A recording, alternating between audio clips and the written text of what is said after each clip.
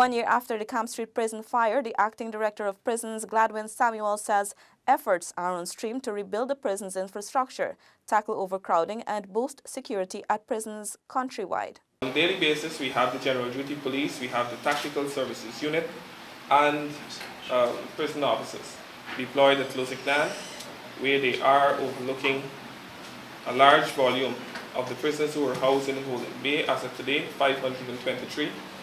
We also have the Georgetown Prison with 110 prisoners who are from that location, and an additional 175 prisoners who are lodged here.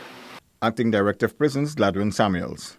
He said that additionally 203 high-profile prisoners, including those recaptured following the jailbreak, are now housed at the now-completed brick prison at Camp Street. As you would remember as well, we would have transferred a number of those prisoners to the outstations, being Mazuni, New Amsterdam, and Timeri prisons.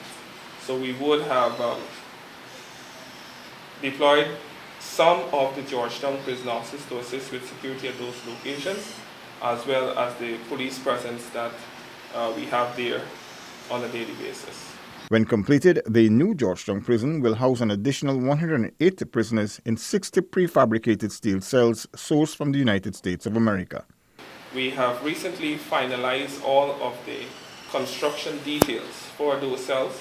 So steel cells should have commenced the construction of those cells, which will be delivered to Guyana upon completion, which is within 2018. Outside of that, our architect would have just completed the work that will have to be carried out at Camp Street to accommodate those cells upon arrival.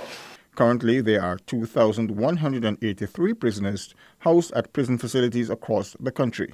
According to the Acting Director of Prisons, the expansion of the Mazruni and construction of new prisons will eventually reduce overcrowding. Paul McAdam for InfoHub.